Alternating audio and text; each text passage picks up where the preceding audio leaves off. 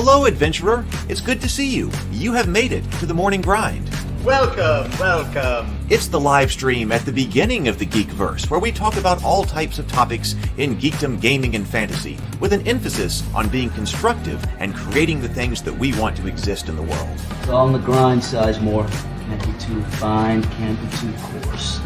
That's exactly right. There are a lot of adventures to be had today. Dungeons to explore and monsters to slay, and who knows what a random encounter might send our way. That's why we have to prepare. So settle in now for the morning grind with your favorite beverage in hand. Tea? Or maybe something a little stronger. I've got a few bottles of the old Wynyard left. Whatever you want. Pull up a chair. Dude. If you're feeling fancy, how about a cappuccino? Or a frappuccino? Or how about an espresso? Just tea, thank you. Sounds good to me, Gandalf. Whatever you want. I'm just glad you're here. Everyone is welcome. You can just watch if you want. You don't have to worship anything you don't want to worship. Thank you, Mike. But be forewarned. Sometimes we get really strange characters around here. Wait, what's that you say? Why can't you come and be a part of the stream? My wife would disown me. Oh no, I bet she'll be fine with it. Come on in. Am I scared for my safety? No. What are we supposed to do? Everybody do the secret handshake.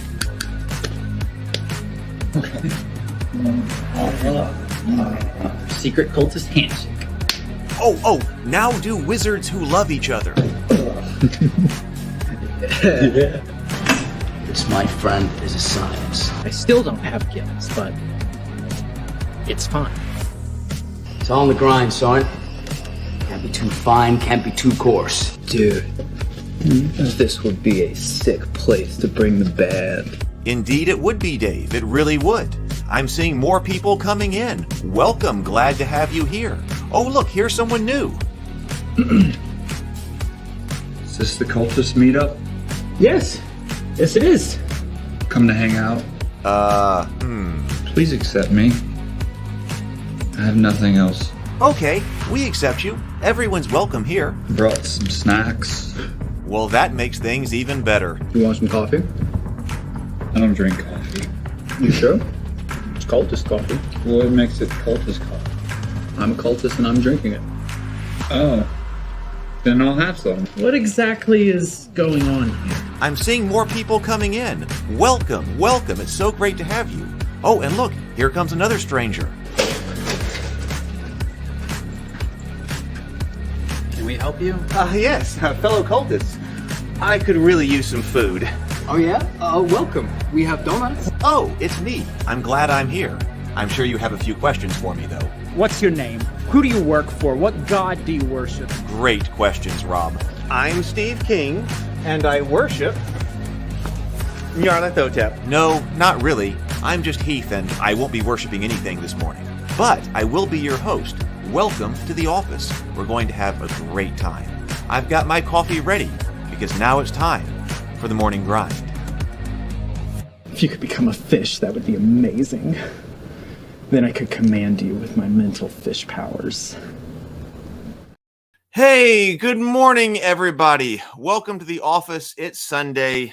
I'm a bit late this morning. I know. I'm sorry about that. I was struggling to get going this morning, and then once I did, I was still trying to figure out what I was in the mood to talk about today, because I hadn't actually planned that. I realized not only was I behind, I realized I hadn't actually planned a topic for this morning. So I was trying to look at our topic list and figuring out what I felt like taking a look.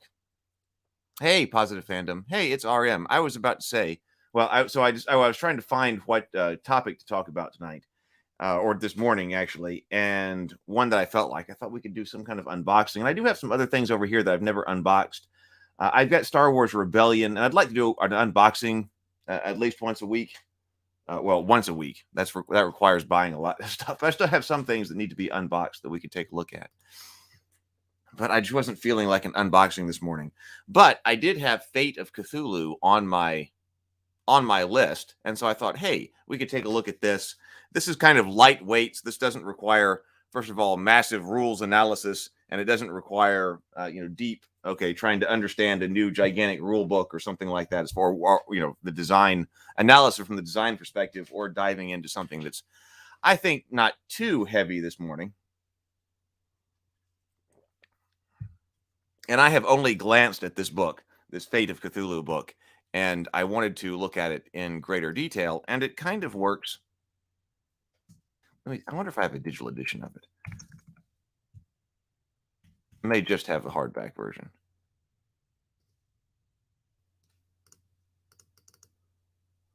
Oh, no, actually, I might have a PDF I can bring up.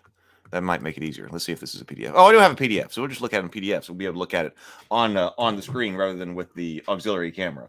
But this Evil Hat game, Fate of Cthulhu, because remember, there's a lot of stuff that I like about Fate. And Fate was one of the inspirations for the system that I've been trying to, or it was actually the original idea was, let me see if I can revise Fate and making it into what I want. That idea has grown so much beyond that for my RPG design, but its initial impetus was, let me see if I can do something with Fate. So I want to see how Fate does Cthulhu. Good morning, James. Good morning, BGD. Good morning, Zero the Blade. Good morning. So now I was on a stream yesterday afternoon with RM, and she simulcast on her stream and also the Burnett work. So it was a simulcast there. Let me put a link. See, I put links in the Ravenkeep Discord server under the Cultists because we did a live watch party yesterday of my web show, The Cultists. And so if you get to the Discord server, but then you go down to the Cultists, let's see. Oh, Tomocrat just says, just finished watching season 1. I still crack up at the King in Yellow. So good. I'm glad some people, I mean, a lot of people I know have already watched season 1. But if you haven't seen season 1, a great thing to do.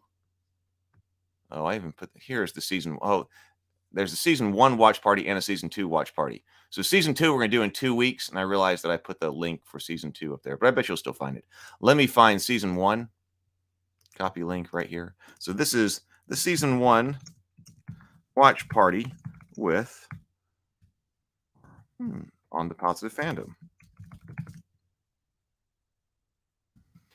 The great thing about watching the Cultists as a watch party, and I've been trying to get other people to do this, and she's the first one who's taken me up on the offer. But a great thing about watching the Cultists is that since I own it, and you do a watch party, you can actually watch the show on stream. Because one of the suck parts about doing a watch party for a lot of other things is that you can't actually watch the show together. You've all got to stream the show on something else because YouTube won't let you play it, of course. But if you are streaming something that you actually own or watching something you actually own, then you can watch the show online. So you can actually just watch it's a watch party, but we're actually watching the show online. And I'm trying to get other people to do that because I think that would be fun. I think other channels would like to do a watch party, at least potentially, for somebody else who's created a show up on YouTube, who's created a show. It's about an hour long. We watched the entire season 1, but the season 1's only an hour long. 10 episodes, about 6 minutes each. So an hour of material. I've got to think that other channels would like to do a watch party where they can just watch the entire Cultist.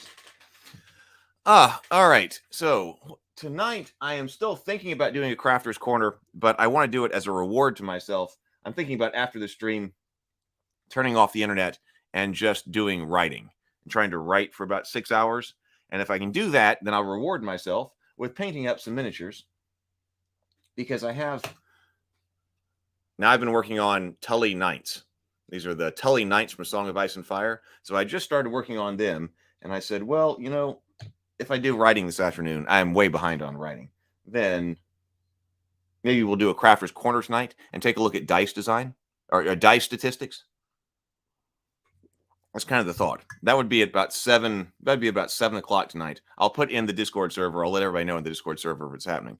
But I need to get writing done to reward myself. All right, let's take a look at what Fate of Cthulhu is all about. Hey, Sable Phoenix. Now, I was late today, so I appreciate everybody being here. So I was like, well, I'm getting started about 10 minutes late, so people may have already missed it because I didn't even have the link up because I didn't know what our topic was going to be. In an ideal world, I would have the link ready the day before, but that seems like it rarely happens. Let's see here.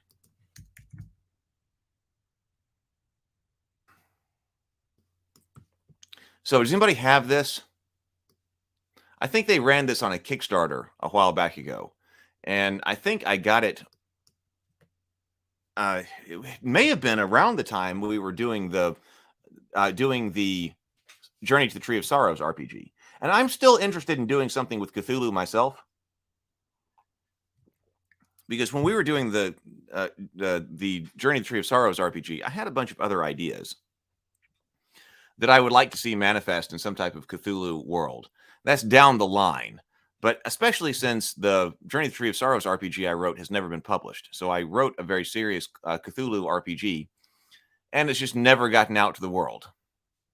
That's over there with David with Infinite Black. So I know that he's supposed to do a lot of art for it. He's bringing out some other RPG, I believe, later this year. So he decided to do something else other than Journey. He did doing something other than publish the RPG that I wrote that's sitting over there. All the books are basically written, but I know that he wants to do a very serious art job with them. So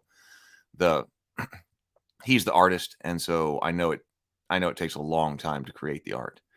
So I think I was looking at this about that same time. So I would need some type of lighter weight system. Maybe the Fated Edge system would be good to do Cthulhu with as well. But I'm interested to know how they took Fate and did Cthulhu with it.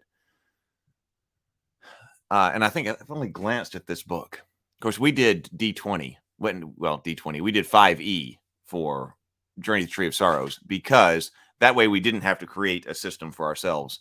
And David said, well, a lot of people know that. So from a business perspective, I completely understand.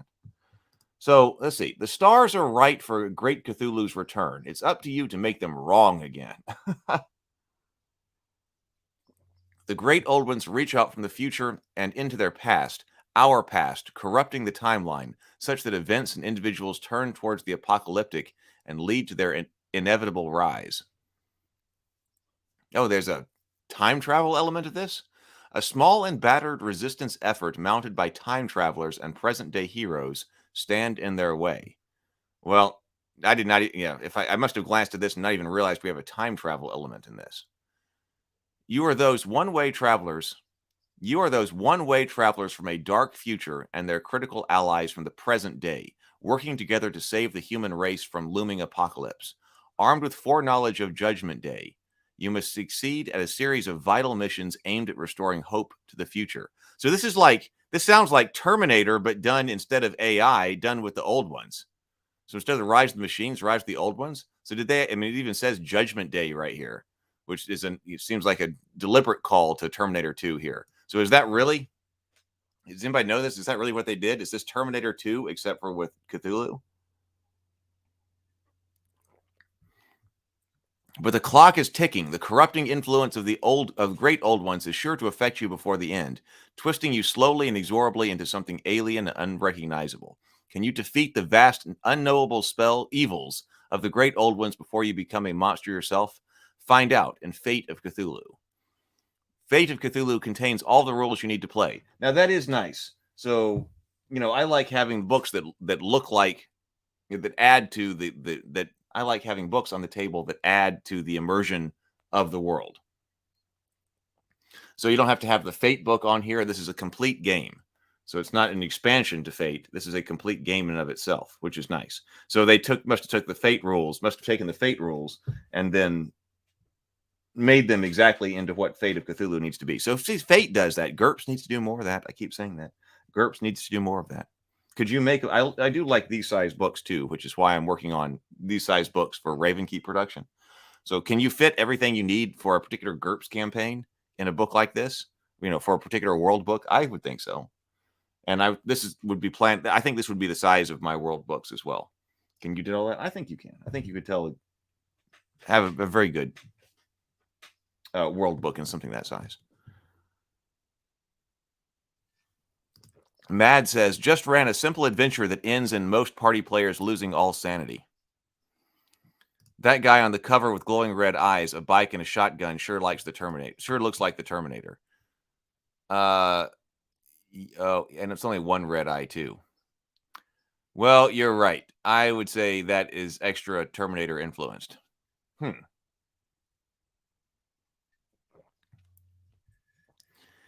Well, a Terminator Cthulhu mashup is not something that I've seen before.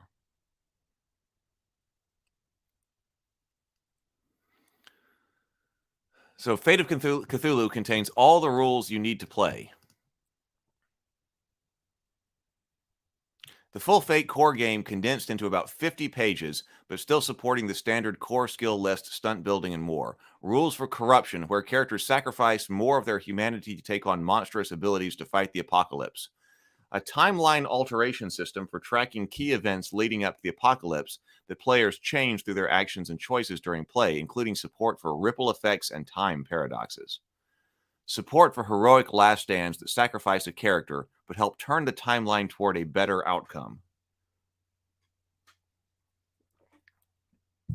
Rituals and spells that offer great power at a cost, treating spells as secrets of arcane elder technology that must be sought out in play. 5 detailed apocalyptic timelines, plus the rules for running them and making your own. Fate of Cthulhu. It's time to fight the future. Huh.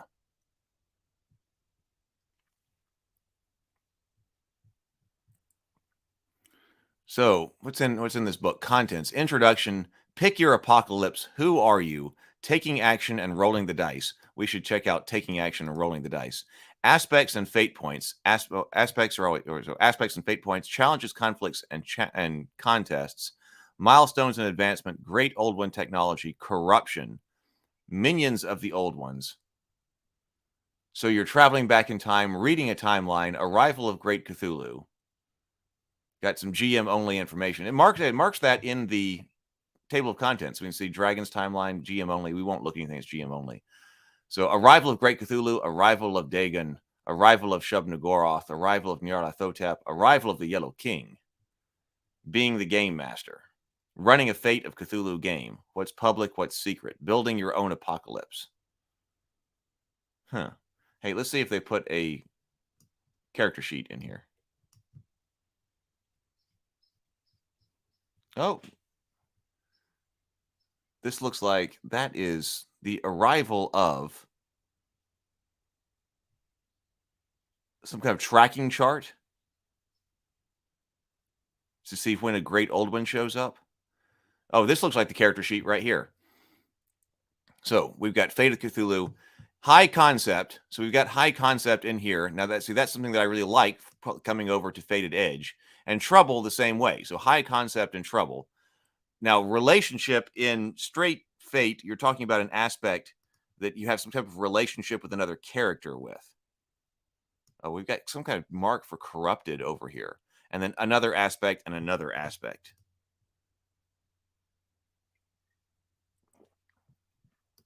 Sable Phoenix says, fight the future. Isn't that an actual tagline from when Terminator 2 came out? Is it? It might be. Buck Takey is saying the same thing. I was thinking the same thing. So maybe it is. Fight for the future or fight for the future or something like that. It could be. It kind of sounds right. Stunts. Start with 2 stunts for free. You may buy additional stunts for 1 refresh each. See, making stunts, we'll see what it says about stunts in this game, because making stunts seems to be a problem. This is like a special ability, which I said is one of the core things that in the games, that one of the core things that a character has in a game of this family. We were saying that GURPS, Fate, and Savage Worlds are all in the same family because what it means to what a character has are made up of the same kinds of things. To me, this is like special abilities. Now, I don't want to use the word ability again because abilities are your ability scores, unless I have to change that name. But regular stunts, these are like special abilities your character has. I came up with a formula for making a high concept. If we have special abilities, I need a formula for making special abilities as well, because to me, this is another problem with Fate. That although, okay, you've got this, you've got your skills down here, you've got stunts, but this is too open-ended, which means they're difficult to create. I found for people at the table. Okay, we need some type of formula to get that. We'll see what it changes. It may change that here. It may have a great solution in here. Corruption stunts. Whenever one of your aspects becomes corrupted, you also gain a corruption stunt at the next minor milestone. Refresh. That's how many fate points you get. Corruption. When filled, erase all marks and corrupt an asset. Stress tracks, physical and mental tracks. consequences, and I love consequences. Mild, moderate, severe, with some type of wait, where is your? I guess this game is going to be based all off of skills. So it looks like we don't have attributes here. It looks like this is going to be based on all off of skills, and skills are looks like our classic fate list: academics, athletics, burglary, contacts, crafts, deceive, drive, empathy, fight, investigate, lore, notice, physique, provoke, rapport, resources, shoot, stealth, and will. Some of these I also think work better than another. I like having a short list of skills. This is probably a pretty good list of skills. This is the classic fate list of skills. 1, 2, 3, 4, 5, 6, 7, 8, 9. What, wait, 1, 2, 3, 4, 5, 6, 7, 8, 9, 10, 11, 12, 13, 14, 15, 16, 17, 18. That's 19 skills.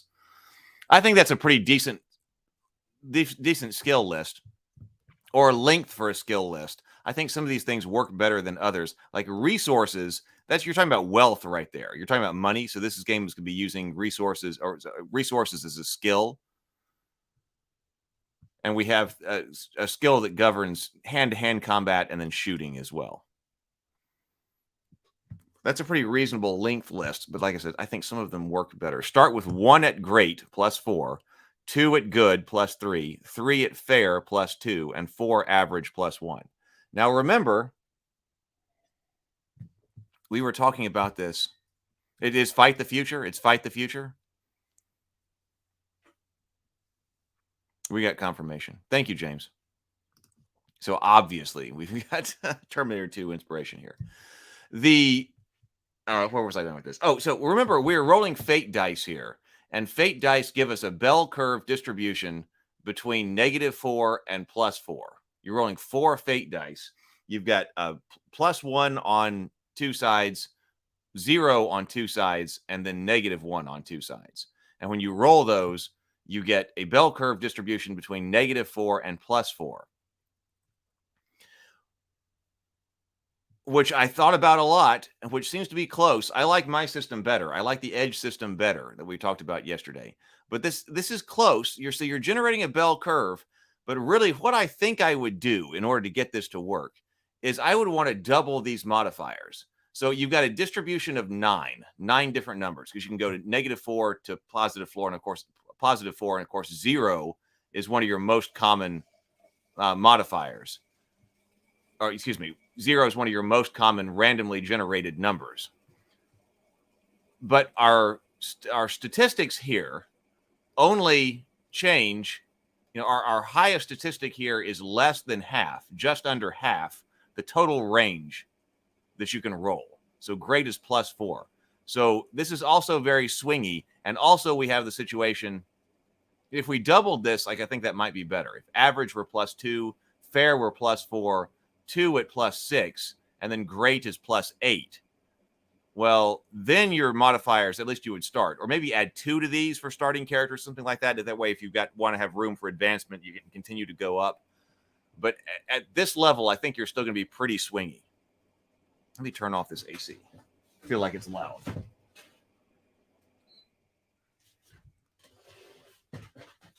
But I haven't played around with that. Maybe that should be a source of for something for a video one day, trying to see exactly what influence the fate dice has. Because I don't think I looked at specifically the fate.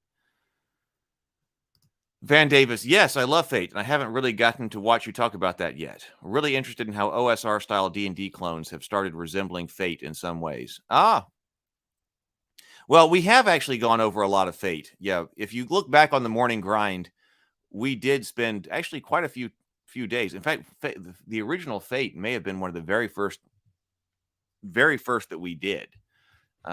Like that might have been like episode 2 or 3 or 4 or even. And I know we spent several episodes looking at Fate. So if you look up Morning Grind and Fate, we looked at Fate, the Fate core rules, and the Fate Accelerated. So they are there. All right, let's keep going here. So let's see, what do we need to actually get into here?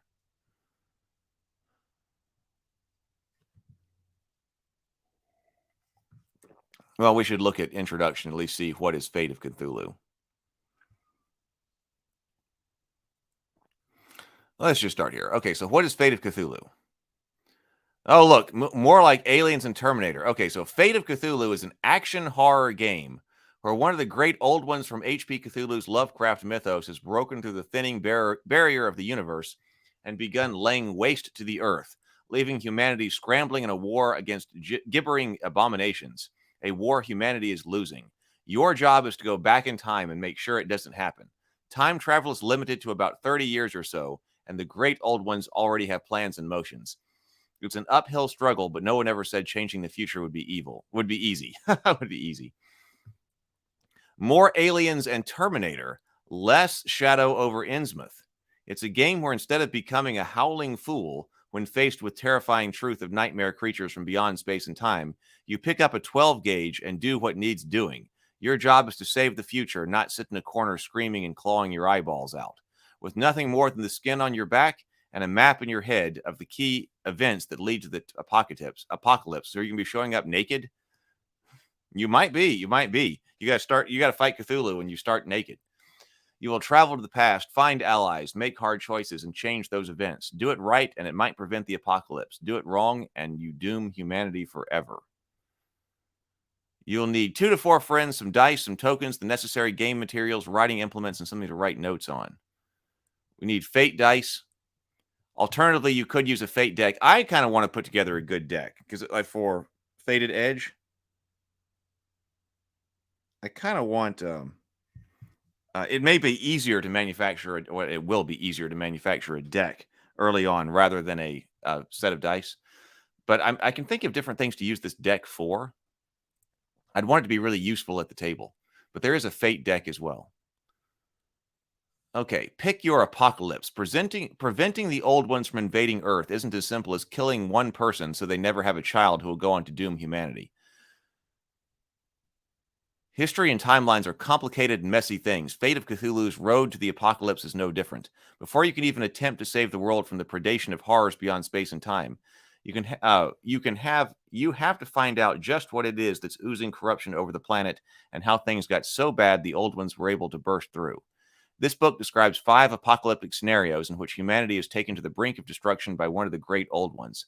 Each great old one has its own ambition, goals, tactics, and minions. But most importantly, it has its own timeline, the story of how the great old one came to power, the events we have identified as being instrumental in its rise, and which you must return to 2020 to meddle with.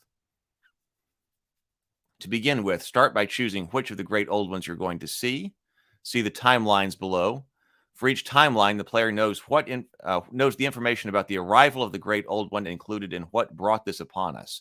The information after that, the timeline itself, the great old one's agenda, and its minions and monsters is intended for GM's use.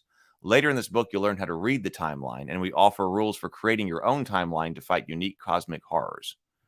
The timeline. So Great Cthulhu, Dagon, Shub-Niggurath, Nyarlathotep, and the King in Yellow. So it's just like 5 different adventures. Then it's just something about having different adventures. So each timeline is its own adventure, I guess.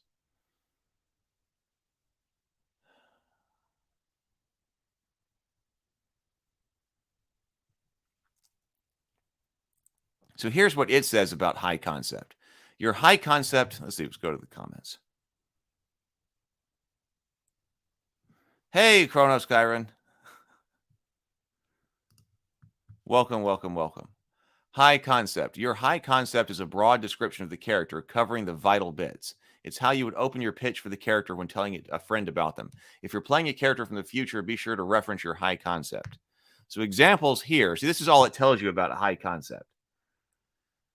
I had more.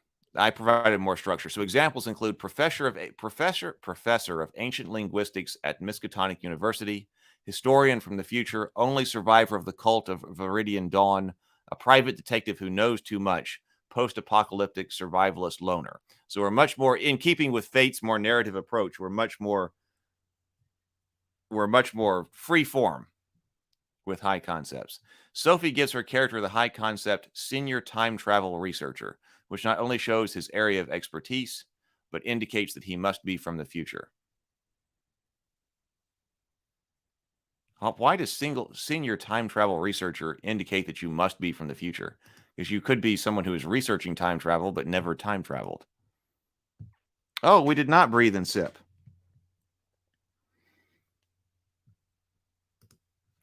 Let's do that. I need that this morning. Like I said, as I felt, I'm kind of slow getting off to a start this morning, and I've got a bug that has fallen into my drink.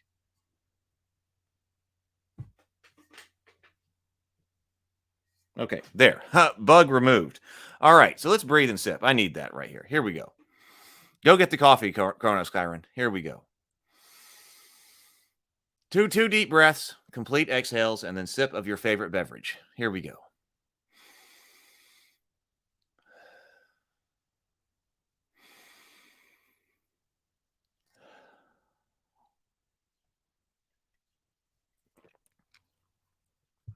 There we go.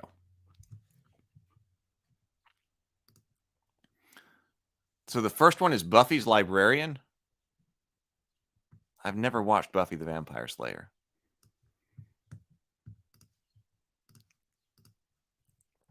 Trouble. Your next is your character's trouble, something that makes your character's life more complicated. It could be a personal weakness, family entanglement, or other obligations. Examples: the hounds of Tyndalos have my scent. Always tempted to use magic. My family's caught up in conspiracies. Utterly terrified of deep water. About as subtle as a mule. For trouble, Sophie decides that because of her character's overwhelming intellect and the harshness of post-apocalyptic life, he's really just a huge jerk. That will provide troublesome in social situations. Yeah, so your relationship describes the connection with another PC. Typically, the characters already know one another or have just met. Good relationship aspects should introduce or hint at conflict. This doesn't mean they're openly antagonistic, but it shouldn't be all roses either. So a good relationship, it says, should introduce or hint at conflict. If you wish, you can wait to write down a relationship aspect until everyone's completed their characters. I don't trust Cassandra, but I believe in her. Hank fought with me in the Battle of New Relay. I know how destructive Lisa can be. Only Hoshi knows my secrets. I owe Carmen my life. Sophie could wait to make her relationship aspect, but she already knows one of the other players will be a time-traveling soldier named Ruth. She thinks her character will be a thinker, not a fighter, so she gives him the aspect counting on Ruth to keep me safe. He trusts Ruth, but is also dependent on her. Plus, you make other two aspects anything you want. There are no restrictions. Choose anything from which you think will make your character more interesting, more fun to play, or be able to defend you from the future. My revolver never lets me down. Do you know who my family is? The biggest person in the room. Light-fingered lockpicker. She chooses my past self knows I'm here. This aspect gives some present-day resources, but also gives the GM leverage over him. Because Sophie knows her character is in the future, she saves her second free aspect for the next step. Hey, Stray. Good morning. Corrupted aspects. So this is something new for this. Corrupted aspects. Corrupted aspects are a bit more complicated than the others.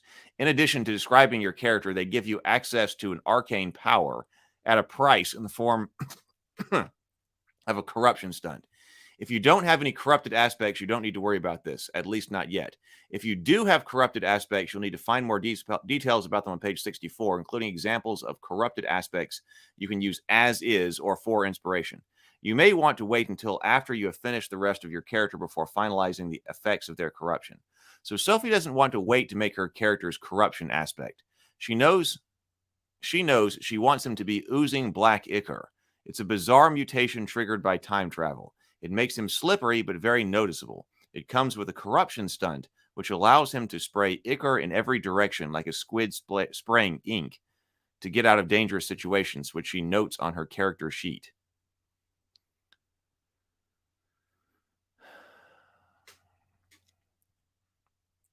So skills. Okay, so here's our skill rating. We were looking at this when we were looking at the skills on the character sheet. Now it says the adjective ladder. In Fate of Cthulhu, all ratings are organized into a ladder of objectives shown here. So it does go up to +8. +8 is legendary.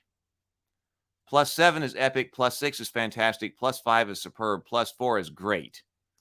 But I'm still thinking this has too much randomness. So you can get up higher. But I'm wondering if this needs to be recalibrated so that legendary is something like 16. Because if you're rolling fate dice and you got to add 16 to it, that would be reducing a lot of the randomness in it, and it might be better because of that. We also have negative modifiers as well.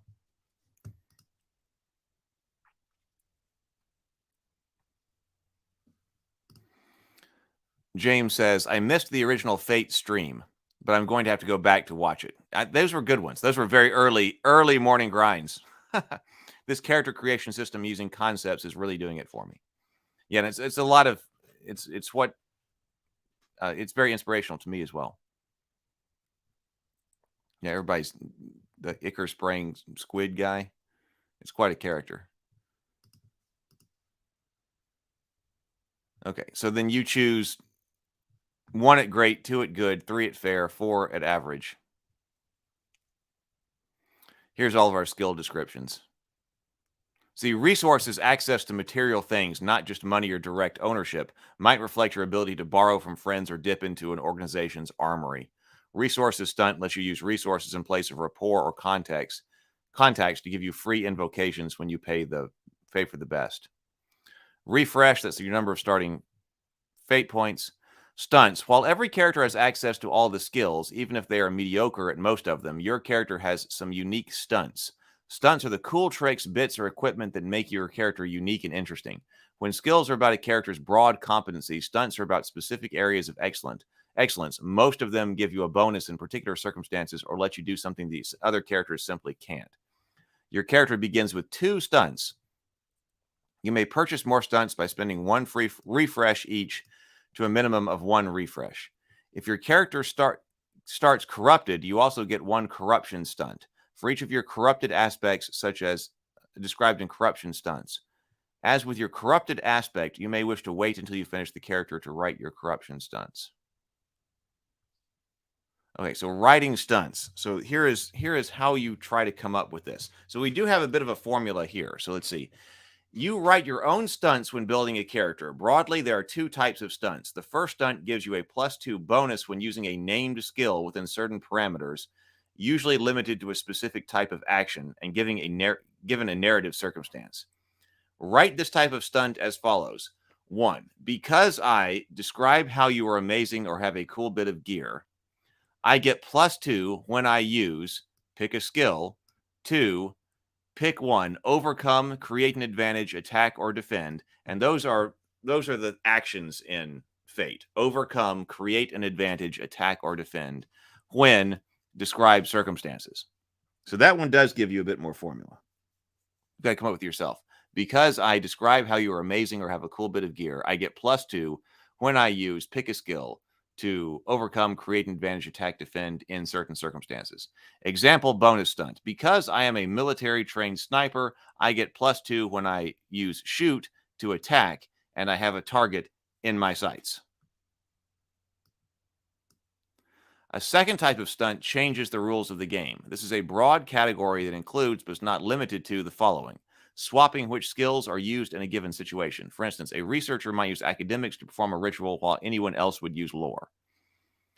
While an action with a skill that isn't use an action with a skill that isn't normally used with it. For instance, allowing a character to use stealth to backstab an opponent from the shadows, which would typically be a use of fight.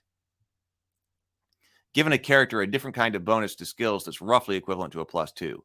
For instance, when a skilled orator creates an advantage with rapport, it gets a free invoke. Allow a character to declare a minor fact is always true. For instance, a survivalist always has survival items like matches on their person, even in unlikely circumstances. Allow a character to make a special rules exception. For instance, a character might have 2 more stress boxes or another mild consequence slot. Some of these I don't remember from the core Fate rules, so this may be a bit of an expansion and adjustment.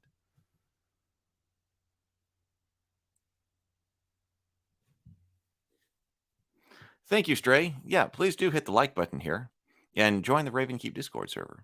It's the best way to keep up with what's actually going on. There was a lot of stuff that happened last week on YouTube, so the notifications there. By the way, I've noticed if you're on the email list, I think I've noticed that the email, there's been something wrong with the email, and some emails have not been going out on time, so they've been a little bit behind. I got to figure out how to fix that, and then also figure out a new way for people to get on the mailing list. because I would like to be able to. I want to use more with my email list, but I noticed that some emails were not going out when I hit send, but some of them were taking a while. So some of the times the events were over. So already before you can always watch on replay, but you wouldn't have been there live. And so the best place to be is the Discord server. Discord server lets you know what's going on. So in this type of stunt, because I describe how you are amazing or have a cool bit of gear, I can describe your amazing feat, but only describe a circumstance or limitation. For example, rule-breaking stunt. Because I am a physics PhD and don't believe in magic, I can use academics to defend against backlash, but only when using great old one tech. All right, there we go. There's the example. So Sophie gets 2 stunts for free. She makes one that lets her use academics in place of rapport when dealing with other academic types, along with one that gives her a +2 bonus to resources when using his past self money to buy equipment. Because her character feels a little fragile still, she spends 1 refresh to get a 3rd stunt, which gives him a +2 bonus toward fighting dirty. That'll help him in a fight and shows how he's a huge jerk. Now he has 3 regular stunts, 1 corruption stunt that she has made along with the corrupted aspect, and 2 refresh remaining. Stress and consequences. This is the fate. I always forget the name of it. Fate condensed method of doing physical and mental stress. Because in Fate Core, different stress boxes have different numbers than 1. So you have like a 3 stress box. But they made it in Fate Condensed to be actually more like hit points, because they said it was confusing. It was confusing people that you've got some boxes that can absorb 1 point of stress, some boxes that can absorb 2 points of stress, and some boxes that can absorb 3 points of stress, for instance. And you could only check 1 box. If you got hit for 3 points of damage and you still had the 3-point box, you could check off the 3-point box. But if you only had the 2 and the 3-point left, because you already checked the 3-point box, and you got hit with another 3 points of damage, you would have to choose whether or not you would check the 1-point or the 2-point box. You couldn't check both. So if you check the 2-point box, that means that 1 point got through, and you take that as a consequence. Take a 1-point consequence.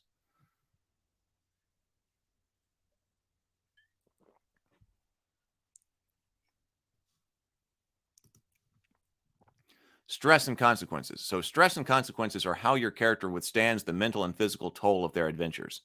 Characters start with 3 1-point boxes for their physical stress and 3 1-point boxes for mental stress. They also get 1 slot for mild, moderate, and severe consequences.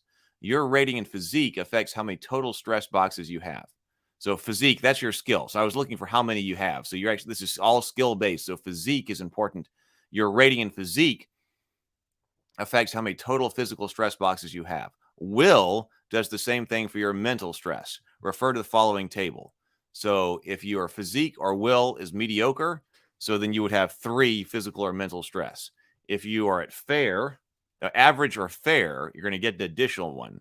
If you're good or great, then you're going to have 6 stress boxes, 6 1-point stress boxes in both physical or mental, depending on whether it's physique or will. Superb, 5 and higher. Add a second mild consequence slot specifically for physical or mental hits. So we had that shaded out, or that lightly shaded mild consequence. So you get another consequence box, which also allows you to soak more damage if you have superb or higher in one of those. You'll learn how stress and consequences work during taking harm, page 43. Since her character has fair will and average +1 physique, she'll have 4 stress boxes for both mental and physical stress, and default for mild, moderate, and severe consequences. Okay, so this is how we actually play right here. In a game of Fate of Cthulhu, you control the actions of the character you created, contributing to the story you're all telling together. In general, the GM will narrate the world. Yep, okay, we know that.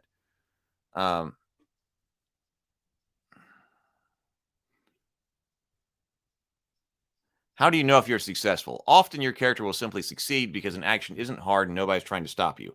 But in difficult or unpredictable situations, you'll break out the dice to find out what happens. When a character wants to take an action, a group should think about these questions. What's stopping this from happening? What could go wrong? How is it interesting when it does go wrong?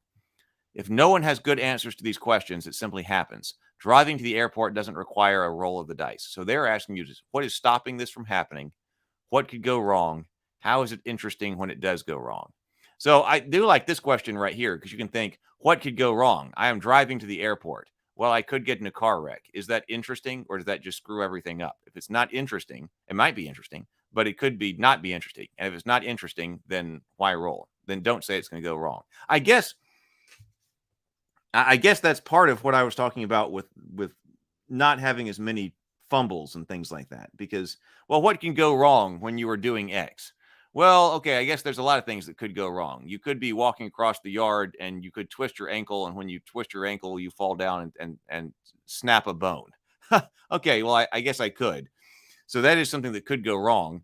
But is it interesting if it does go wrong? If it's not interesting, then it does go wrong. Then let's not worry about it. Good morning, PH.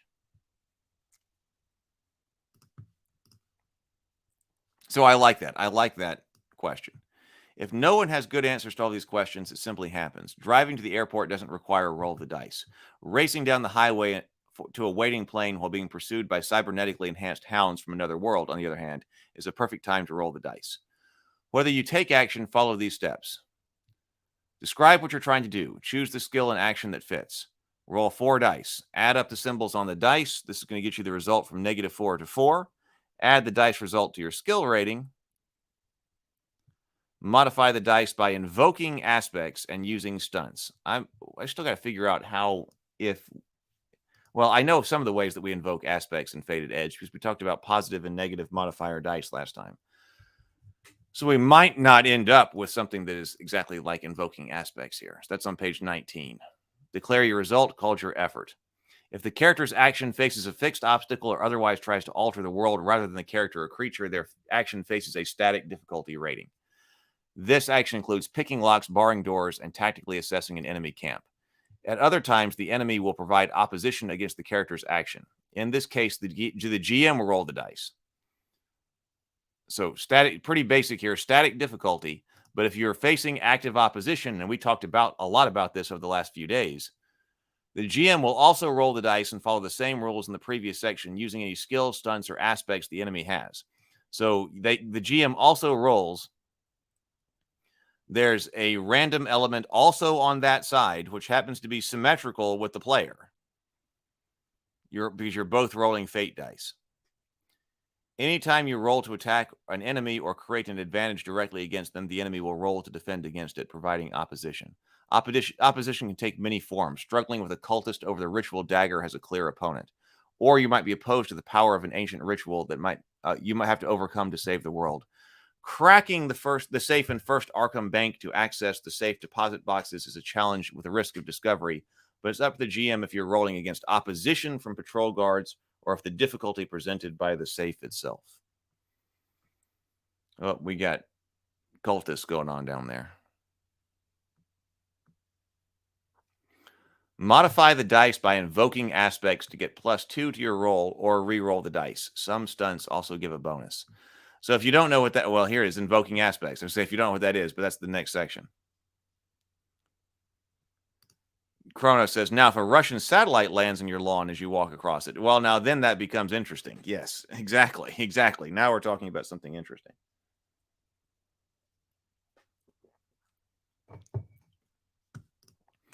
So this is fate terminology. We talked about how fate has a bunch of terminology that sometimes does not. You have to really understand the fate terminology, because it was not exactly directly clear when the first time I read the first fate book. When you take an action, the dice come up short. You don't have to sit back and accept failure, although you totally can. That's fun too. The aspects in play give you options and opportunities to succeed. When an aspect could justifiably help your efforts, describe how it helps and spend a fate point, or use a free invoke to invoke it. What is and isn't justifiable is subject to the bullshit rule. Anyone can call bullshit on invoking an aspect. Okay. So your aspects, we talked about creating your aspects in the beginning, right? Now this does, or use a free invoke. You've got your fate points that are governed by how many refreshes you have. So you have to have a fate point, and we talked about this extensively when we just talked about fate. Does that make sense? some of your abilities can only be invoked if you have fate points, or some type of consequence can be invoked against a creature. So you're going to come up with one of your aspects and how it relates to what you are trying to do. So that was the high concept is an aspect, the trouble is an aspect, your relationship is an aspect, and you had two other free aspects, right? So if you failed and you don't like that with your roll, come up with why one of the aspects on your character sheet would help you. Spend a fate point, although in some cases you can also get a free invoke, and then you get a +2 to your roll. So that might push you over the necessary difficulty, or you can re-roll all of your dice and see what happens there.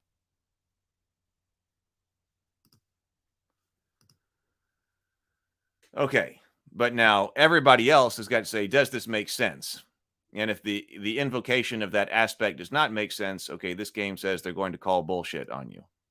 So you have two options when that happens. First, you can retract your invoke and try something else, maybe a different aspect. Second, you can have a quick discussion about why you think the aspect fits.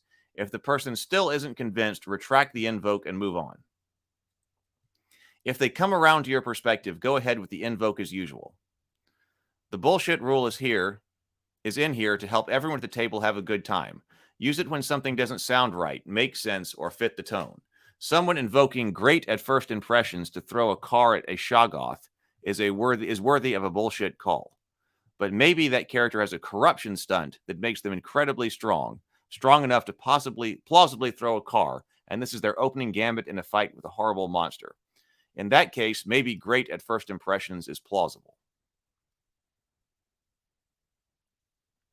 When you invoke an aspect, you can either gain +2 to a bonus, or you can re-roll all 4 dice. You can invoke multiple aspects on the same roll, each adding +2 to re-rolling, but you cannot invoke the same aspect multiple times on the same roll. There is one exception. You can spend as many free invokes on an aspect as you would like on the same roll. Most often, you'll invoke one of the character aspects, but sometimes you'll invoke a situational aspect or even make a hostile invocation of another character's aspect. So, here's our example, if this is not making sense to you. And it certainly didn't make sense to me originally when I tried this.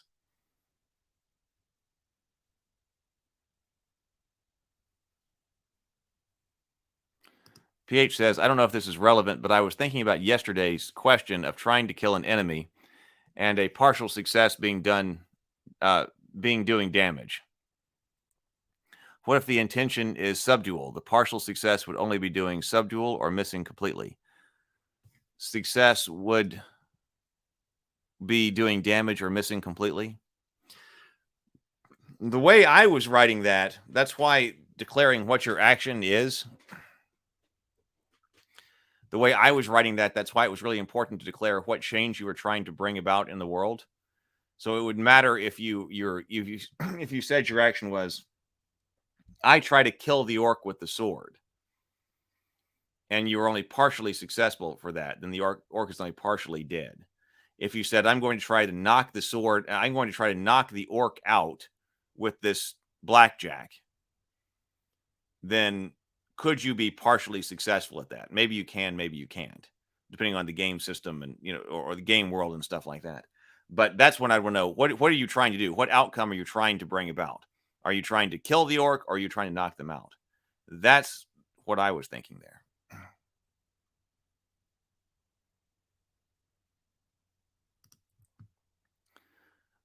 Failure could be a miss or critical harm, and fumble type stuff could be real harm or body or harm badly or hurt yourself. Thing is, declaring an action should never be declaring the result, which is what I kill the orc is. I try. You should always be declaring your intention and the means. That's exactly what I'm saying. So what are you trying to do? Okay, I'm going to try to kill the orc with my sword. Okay, then we're going to adjudicate whether or not the orc is dead at the end of this action. And we're going to use particular skills or whatever because you're using a sword. If you say, I try to kill the orc with the bazooka, then that's going to be a different skill check. It's going to be a different roll. It's going to have different kinds of consequences. Right. Then the roll of the dice is what tells you you are, effective at translating your intent into action. Yeah. I take the toothpick and shove it into the orc's eye. But what are you trying to do? I'm trying to blind the orc. I try to blind the orc by sticking the toothpick in the orc's eye. Yeah. I like that method of action declaration, because it's not just saying, okay, I attack the orc. Okay, why are you attacking the orc? Are you trying to scare it? Are you trying to kill it? Are you trying to capture it? What are you trying to do? So it's not just an attack. So most often you'll invoke one of your character's aspects. Here's our example. The moon has turned blood red, which means the cultists must have started their ritual to summon one of the great old one's spawn. If she's to have any hope in stopping it in time, Cassandra needs to figure out where the ritual is taking place. Cassandra's player argues that she should be able to use lore to figure out where an appropriate spot for the ritual should be. She is a rigorous student of the arcane, after all, and aspects are true. See page 28. The GM agrees and says she faces great +4 difficulty. Cassandra's lore is good +3, but her roll is not. She gets 0, 0, 0, -1, blank, blank, blank, negative. For a fair +2 effort. So that would be a -1 on the dice. She's got +3, so she only has a +2. Because this is important, Cassandra's player describes how her character racks her brain to recall all the details about arcane locations she must have picked up during her time as a cultist, and offers a fate point to invoke her aspect, former acolyte of the children of Azathoth. So that makes sense. If that's on your character sheet, you're a former acolyte of the children of Azathoth. That does make sense that it would apply in this kind of situation. I don't like knowledge rolls in general, but we're still going with this. So, yeah, okay, makes sense that the former acolyte of the children of Azathoth might be pretty good at this. So the GM accepts it, and Cassandra's player gets a +2 on the roll, bringing her effort to +4. Great. That's a tie, and the GM makes it a success at a minor cost, page 23. Cassandra realizes the ritual could only be taking place on the shores of Lake Carter, but because it took her so long to figure it out, the ritual will be nearly finished by the time she arrives.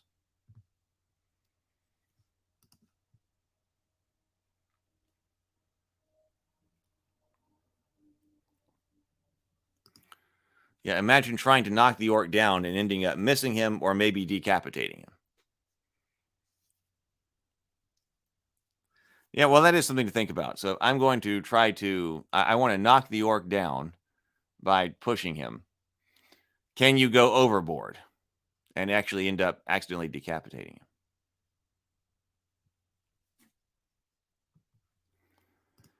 him? So Diablo 4 is now out.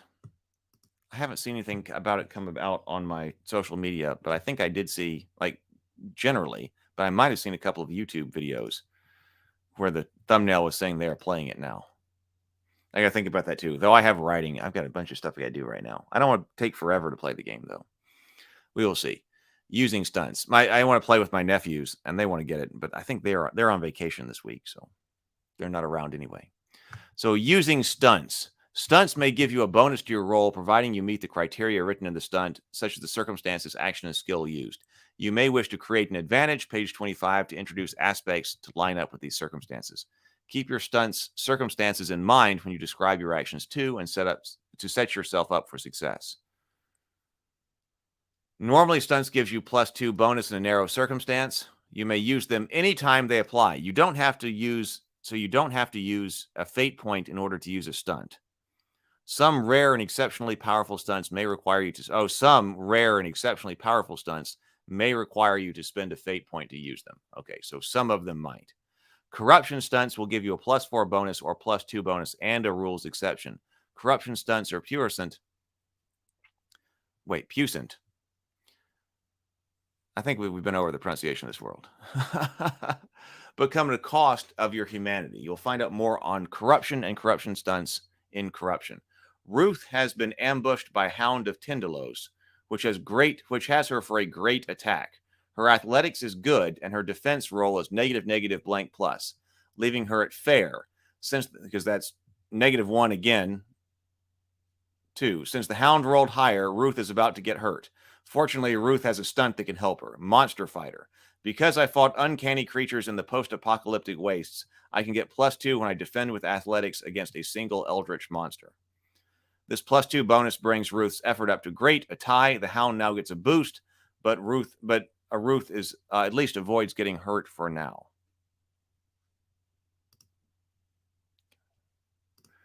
Puissant.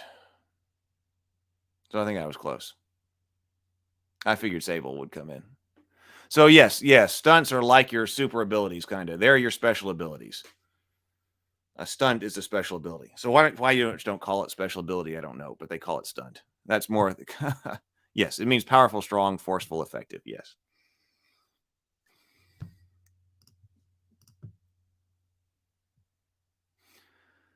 Like, here's more strange terminology here with shifts. Whenever you roll the dice, the difference between your effort and your difficulty or opposition is measured in shifts. There are 4 possible outcomes. If your effort is less than the difficulty of the opposition, you fail. If your effort is equal to the difficulty of the opposition, you tie. If your effort is 1 or 2 shifts more than the difficulty, you succeed. If your effort is 3 or more shifts than the difficulty of your opposition, you succeed with style. Some outcomes are obviously better than the others, but we all should have them advance the story in interesting ways. So, for instance, Ethan is not particularly adept safe cracker, yet he finds himself in a sinister cult's secret headquarters with a steel door between him and the ritual book he desperately needs so he can banish a Shoggoth to another dimension. There are guards around, and he knows the safe is likely trapped. Can he get in? Failure. If your effort is less than the difficulty of your opposition, you fail. You can play out in several ways. Simple failure, success at a major cost, or taking a hit. So simple failure, that's the easiest to understand. Simple failure. You don't accomplish your goal, you don't make any progress, and you are left wanting. Ensure this keeps the story moving. Simply failing to crack the safe is stagnant and boring. Ethan pulls the handle triumphantly, but the safe remains absolutely closed while the alarm bells begin to blare. Failure has changed the situation and driven the story forward. Now there are guards on the way. Ethan is faced with a new choice. Try another way of opening the safe now that subtlety is out the window, or cut his losses and run. So simple failure, but still a failure in a way that changes and drives the story forward. See, this is one of those things that I potentially like, but can sometimes be harder to execute. This is not exactly failing forward. Well, I guess it kind of, the failure drives the story forward. So you can't, this is stopping you. I think the idea doesn't specifically say that here, but you can't try again. Okay, you failed to open the lock. Okay, can I try again? No, because the failure has actually changed the situation, and now there's a new element to the story.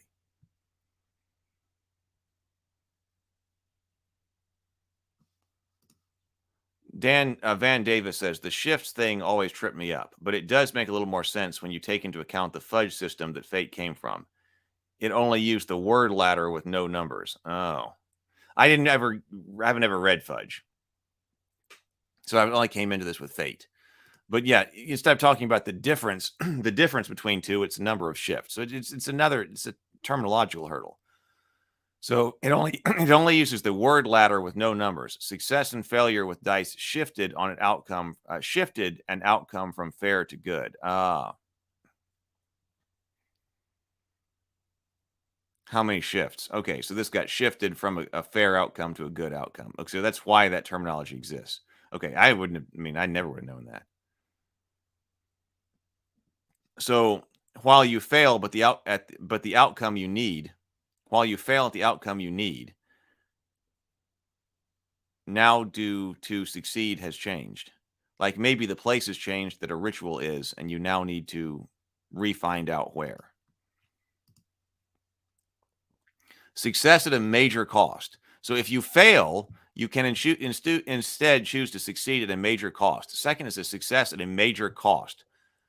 You do what you set out to do, but there's a significant price to be paid. But again, this is something that requires adjudication at the table, which can be slow. And I want the mechanics of the game to tell me more about this. So if you fail, okay, do we do simple failure, but also in a way that drives the story forward? Or do we do success at a major cost? The situation gets worse or more complicated. The GM, you can either declare this is the result, or you can offer it in place of failure. Both options are good and useful in different situations. Ethan fails his roll, and the GM says, you hear the click of the last tumbler fall into place. It's echoed by the click of the hammer on a revolver as the guard tells you to put your hand in the air. The major cost here is the confrontation with the guard the PC is hoped to avoid. So got it open, but now are facing down a guard. Take a hit. Lastly, you may take a hit, which you'll need to absorb with stress or consequences, or take some other drawback. This sort of failure is most common when defending against attacks or overcoming dangerous obstacles. This is different from a simple failure because the character alone, not necessarily the whole group, is affected. Okay. So the whole group would be affected if it's more than just Ethan here. Now the whole group is affected by that failure because now the alarms are blaring. If you're taking a hit, it's just you who is affected by the failure. It's also different from success at a major cost in that success isn't necessarily on the table. Oh, you may not even succeed. So Ethan is about to get the safe door open, but as he grasps the handle, he feels a jab in the back of his hand. He couldn't disable the trap. He writes down the mild consequence poisoned. You can mix these options together. Harmful failure can be harsh, but appropriate at the moment. Success at the cost of harm is certainly an option.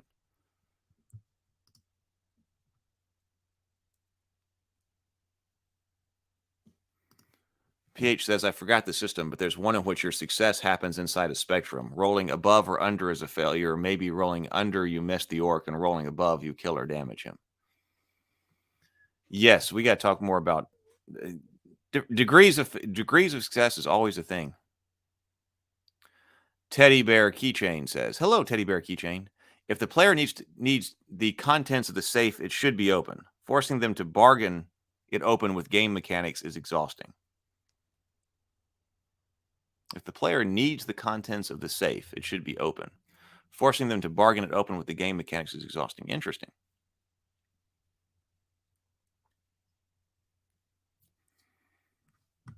So how to get it open shouldn't be a thing? Yeah, so now he's poisoned and might need to locate some kind of antidote, which might take some time. He needs to succeed at other stuff. And plus, he's taking the consequence, so he can't use it later if he's going to get into a fight later. So tie. Just like failure, tie should move the story forward, never stymie the action. Something interesting should happen. Similar to failure, this can play out in a couple of ways. Success at a minor cost or partial success. So there's a lot of different degrees of success in this game. Success at a minor cost. So if you're tied, the first is success at a minor cost. A few points of stress, story details about difficulty or complication, but aren't hindrances themselves, and a boost to the enemy are all minor costs. Ethan's first attempt is a failure, and his second and his third. By the time he actually gets the door open, dawn has broken, and he won't be able to make his escape under the cover of darkness. He got what we needed, but his situation is now worse now. So that is a minor cost. So at time, and I think we got to talk more about time too. So basically, the minor cost was extended time here. On the other hand, they do have something called partial success. The other way to handle a tie is partial success. You succeeded, but only got some of what you wanted. Ethan can only open the safe door a crack. If the door opens more than an inch, the alarm will sound, and he can't figure out how to disengage that. He manages to pull a couple of pages of the ritual out through the narrow gap, but he will have to guess at the final steps. If not getting into the safe would stop the story, it cannot be a success or fail to open it. Just let them do a story to get the code prior to going in there. You could do that too. You could do that too. Well, basically, it's a secret door, right? Well, in this sense, I think it's actually a bit better than some of the secret door mechanics. But we had the discussion when we were talking about Dungeons and Dragons, I believe one of the OSR games. This has come up from time to time again about their mechanics for finding a secret door, that you got to roll the die, and then like on a 1, the secret door opens. You find able to find the secret door, like a 1 on a D6. And elves might have a slightly better chance or something like that. But it's just you're completely in the hands of the dice, whether or not you happen to notice a secret door. So you can't put something that's critical from the story, which is what I think you're talking about here. Teddy Bear Keychain. You can't put something that's story critical beyond there if that's the mechanic you're using, because they might just never find the secret door because of the roll of the die. At least in here, it has something to do with the player's skill and some kind of choices here. But yeah, you can't put game critical information on something that is, to me, entirely on the dice. That fate would not be entirely on the dice. Success. If your effort is 1 or 2 more than the difficulty or opposition, you succeed. You get what you want with no cost. The safe door swings open. Ethan grabs the ritual and gets out before the guards notice him. Success with style. If your effort is 3 or more above the difficulty or opposition, you succeed with style. You get what you want, and you get a bit more on top of that. Ethan is beyond lucky. The safe door opens instantly. Not only does he get the ritual, but he has enough time to poke through other papers in the back of the safe. Amidst various ledgers and financial documents, he finds a map of the old Ackley mansion. That will come in handy. Now, see, some people will have a problem with this because this is something that the world is actually changing. Whether or not, well, I guess there's this time thing. You have enough time, says, so that you're not actually changing whether this map is in the safe or not. You are just changing the amount of time necessary. You do it with enough time to rummage through and find other things. But sometimes it does change things that's in the world. Some people will be okay with that. Other people are definitely not. Teddy Bear says, totally agree. Yeah, on the secret door stuff. So actions. So these are your actions. So you can overcome. So I talked about this when we were just talking about fate, but it's been so long ago. It's why we're going. It's been so long on the morning grind. That's why I was kind of going through it again here, because a lot of this is basic fate stuff. But here are your 4 actions. You can overcome and to surmount an obstacle with your skills. You can create an advantage to change the situation to your benefit. And this one you're supposed to be using a lot. You're supposed to be using create an advantage a lot. But sometimes we found it clunky, and it seems like it's very easy to fall back into using fate actions very much like a 5e kind of system if that's what you're used to, and it doesn't work well if you do that. But create an advantage is something that we don't do a whole lot outside of fate in this particular way. And so you have to kind of wrap your head around what you're doing to create an advantage, and that you should be doing it a lot. Attack is to harm an enemy, and then defend to survive an attack or stop a foe from creating an advantage. This is weird because here are the actions, but only 3 of them you can do on your turn. Overcome some obstacle, create an advantage for yourself, or attack to cause harm to an enemy. Defend is something you do on the other player's turn. So this is also active defense. So if you defend, you get you defend on somebody else's turn. You're not going to defend on your turn. I was thinking, by the way, we were always talking about active defense in terms of rolling dice, or some kind of active resistance, which I think we talked about the advantages and disadvantages of that quite a bit. So here we are rolling the dice. We're rolling dice, so we're active. But it occurred to me that you don't have to roll dice, because I was talking about the difficulty of, okay, now what goes on. I think from the game perspective of having both the attacker and the defender roll, roll the exact same random number generator on both sides. They kind of cancel out. So in Fate, you're definitely doing that. You're rolling the exact same Fate dice on both sides. But defending yourself doesn't have to be rolling a die. Defending yourself could be just declaring a type of defense. Okay, I'm going to defend myself with parrying. I'm going to defend myself, and that could influence the other person's roll. So you could have active resistances, even if they don't require rolling a die, because it could matter. I'm going to use this option, kind of like a rock, paper, scissors kind of thing. I'm defending myself with this option. Okay, well, they had attacked with that option or something like that. So we didn't really explicitly talk about that. We talked about active. I think every time we talked about active defense, we talked about rolling dice. But I think there's possibly a way to be active on your turn without rolling dice, which would skip, first of all, having to do another dice roll, and also making the stopping the symmetry between the random number generators between one side and the other. Create advantage, yes. So what is that? So that's important. So first of all, overcome. This is the basic. I got to get around something. Every character will face untold challenges in the course of saving the timeline. The overcome action is how they face and surmount these obstacles. A character good at athletics can climb over walls and race through crowded streets. A detective with high investigate can piece together clues others have missed. Someone skilled in rapport will find it easier to avoid a fight in a hostile bar. Your overcomes when overcoming are failing, tying, succeeding with style. So, for instance, Charles has made his way to an Arctic research facility. The buildings have been wrecked and the occupants are missing. He wants to search the wreckage for clues. The GM tells him to roll investigation against fair difficulty. Charles gets 2 on the dice plus his average investigate for good effort, success. The GM describes the clue he finds, footprints in the snow made by creatures walking on many thin, inhuman legs. So this is what it means to create an advantage. Now, what they're trying to do here, if they're trying to make, they're sharing a similar goal to what I have, and that's that I want the success, the player's success in the game, to come from their own choices rather than just by rolling the dice. So this is trying to do something similar here by saying, all right, well, if you're having trouble overcoming some obstacle or killing some creature or something like that because it's beyond your skill roll, how do you fix that? You create advantages for yourself and your team. So you create an aspect or gain benefit from an existing aspect. You can use the create an advantage action to change the course of the story. By using your skills to introduce new aspects or add invokes to existing aspects, you can stack the deck for yourself and your teammates. You might change the circumstances, barring a door or creating a plan. So barring a door or creating a plan is creating an advantage for yourself. Discovering new information, learning the weakness of a vile horror through research, or take advantage of something already known, such as the CEO's taste for single malt scotch.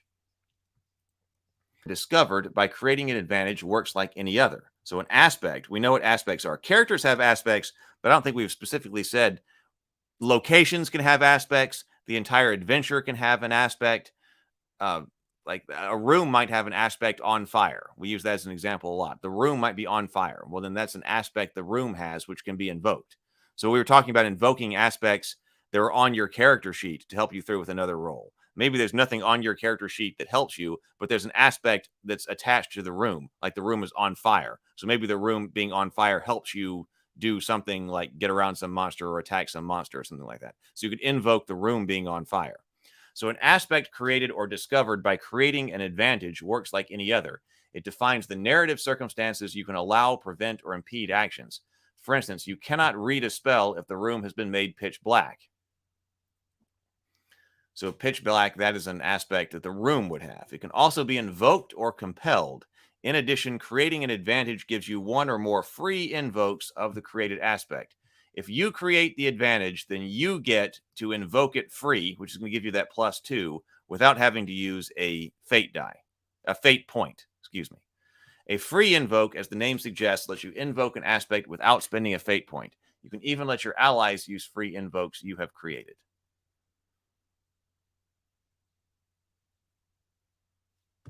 It did look like giant ducks in the snow, that picture.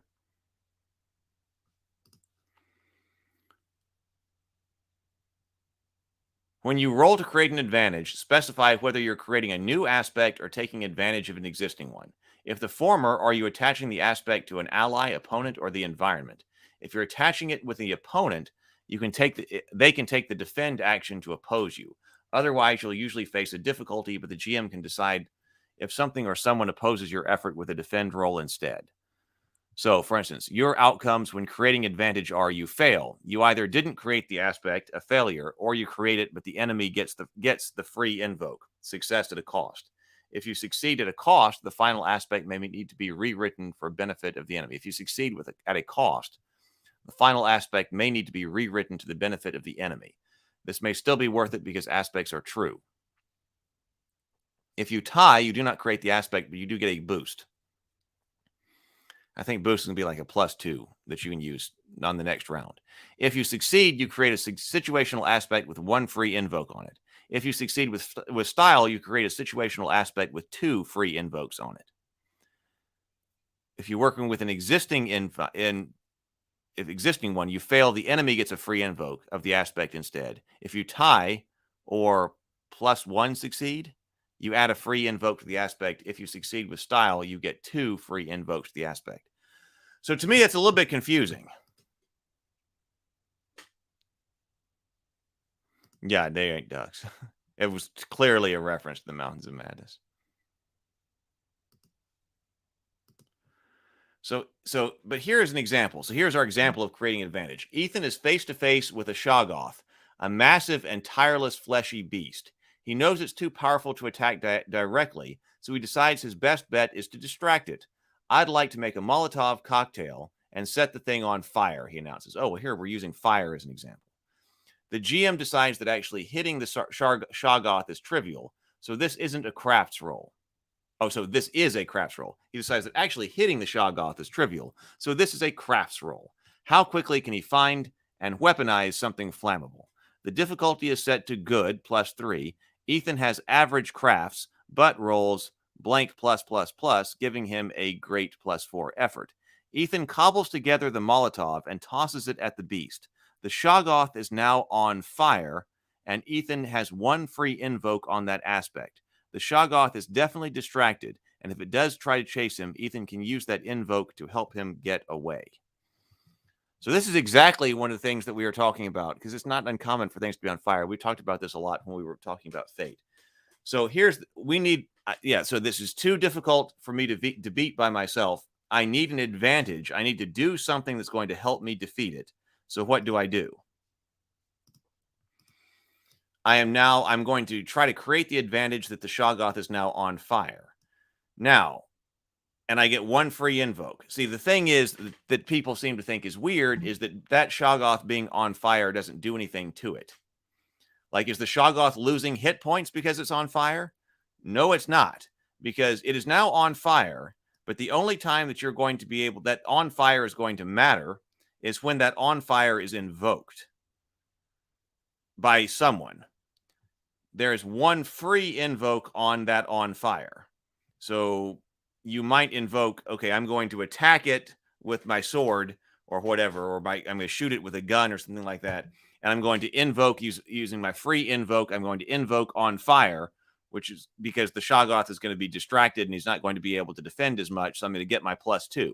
Now, maybe my roll and my skill plus my +2 for being on fire, my free invoke for him being on fire, gets me above what I need, and I'm able to injure the Shoggoth. Maybe. If I want to do it again, then I'm going to have to pay a fate point. And once you're out of fate points, being on fire no longer really matters to the Shoggoth. And some people don't like that, and that seems weird. Shouldn't he? If it's a perpetual effect, I'm trying to fix that in Fated Edge, because that seems unintuitive to a lot of people, I think. And also, like, we were in a situation where we wanted to shoot a guy in a leg. So how do we shoot a guy in the leg? It's not an attack roll, because an attack roll is going to actually remove stress and then give consequences to that who you're shooting. But if you create an advantage, you could say shot in the leg, which is probably how I would do it. Now, okay, I make the roll and it's good. Now he has been shot in the leg. So now, see, wounded leg is not a consequence. It's an aspect.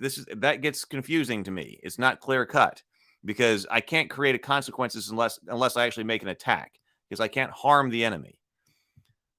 The interpretation is then, okay, then shooting him in the leg is causing him harm, so it must be an attack roll.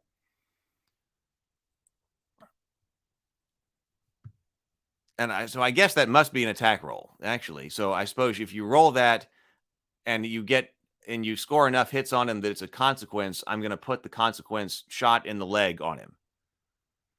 But those are the kinds of things that seem to be difficult, that slowed us up when we were trying to evaluate Fate. Because we were evaluating Fate for Journey to the Tree of Sorrows. Because I was like, okay, wait a minute. I see where this is going, because I like the narrative aspect, especially after I play with Lou, but I still find it imperfect. It's not doing exactly what I want to do, and some of its terminology is weird. Because there's confusion in those examples. I think that in that case, the GM would rule that the shot to the leg was inconsequential. Could be.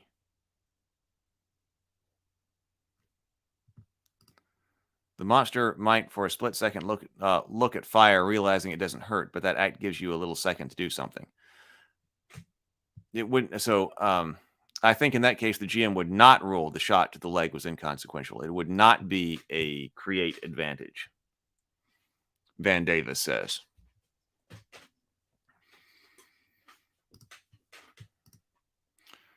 So I wish we had more examples of this, but you're supposed to be using this a lot in GURPS. in GURPS. In Fate, you're supposed to be using it a lot. Alternatively, you can attack. This is how you take out an opponent.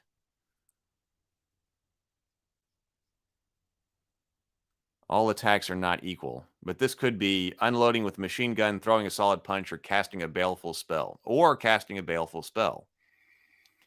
Fail, you fail to connect. The attack is parried, dodged, or may be absorbed by armor. If you tie, you barely connect, maybe cause the defender to flinch. Either way, you get a boost. If you succeed, you deal a hit to the difference between your attack's total and defense effort. So this is your attack roll and your damage roll are one and the same here. If you deal a hit equal to the difference between your attack's total and defense's effort. The defender must absorb this hit with either stress or consequences or be taken out. If you succeed with style, you hit just like a success, but you may reduce the shifts of the hit by 1 to get a boost. So Ruth has stumbled across a corpse raised by arcane power to fulfill some dark purpose. She decides to punch it. She has great fight, but rolls -2, giving her fair effort. Continues on next page. Continue with the previous example. The corpse gets to defend itself against Ruth. The GM rolls a 0, which doesn't change the creature's mediocre to athletics. Because Ruth's effort was higher, her attack succeeds by 2 shifts, and the corpse is a little closer to being down for good. Had the corpse rolled better, for instance, rolling 3 for a good effort, then its defense would have succeeded and the undead monstrosity would have avoided taking a hit. Likewise, defend is the only reaction in Fate of Cthulhu. So it's an action, but it's actually a reaction. Use it to stop something from happening outside of your turn. Because defend is a reaction, it will almost always face an active opposition rather than static difficulty. Your enemy will roll to attack or create a disadvantage, and you will immediately roll to defend against it. The exception to this is backlash. The power of time isn't random, so that must be something that is specific to this game world. It's a reflection of your own efforts.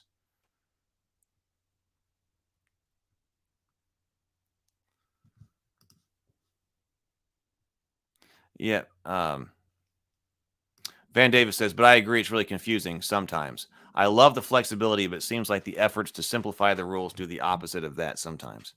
Hey, thank you. Yeah, we're about to get out of here too. Go play Monster of the Week. Have fun. Please do like the stream, everybody. Yeah, I agree. So this was the problem that I had. First of all, I found it difficult to read for the first time. I didn't get what it was doing because its terminology was so different. Invoke, aspect, all of those different things, shifts. You got to get into the nomenclature of the game. It's very narrative, and I appreciate what it's trying to do. But yes, I feel like the effort here in narrative simplicity often sometimes does the opposite. And that's why ultimately we abandoned the game for our development and went with using 5e. That was years ago for doing Journey to the Tree of Sorrows. So, but it's been in the back of my mind for a long time. That's why I came back to the Fated Edge stuff that we've been working on. Because I was like, it's been in the back of my mind to see if, okay, I really like kind of the foundation that's being done here, but I need it to be more gamist. I need actually more mechanics to actually tell me what's going on in this world. So that's why coming up with Fated Edge, Fate was a major inspiration. How can you change this game up to get more concrete? I do when some places want more concrete game mechanics. Chrono says, as long as the GM tells players your idea of what it means, I think going forward it can be okay. I mean, you could probably run with either one. But it's making the GM has to make a call, and the group it's pushing that onto the table rather than dealing with it mechanically. So different kinds of aspects. I don't know. We may come back to this. But this was a good thing to look at this morning because I was not feeling like a heavy dive into something deep this morning. All right, I have enjoyed it. I'm going to try to write. I'm going to try to get myself ready here, maybe even turn off the internet and see what type of writing I can do. And if I get a bunch of writing done, because so much of everything I've got to do is writing, then we may be online tonight at about 7 or 7:30 Central, looking at dice mechanics while painting up miniatures. So if you're working on terrain or whatever you need to do, I'll be working on miniatures, painting up miniatures. So that would be good. So go be creative and be productive. make things count, grind on. And if you can get stuff done that you need done today, make your list. And then if you can get it all done, then maybe we can all celebrate by working on some miniatures or terrain tonight. Later, everybody. Oh, fate is later, everybody. See you tonight. Hopefully see you tonight. If not, see you in the morning.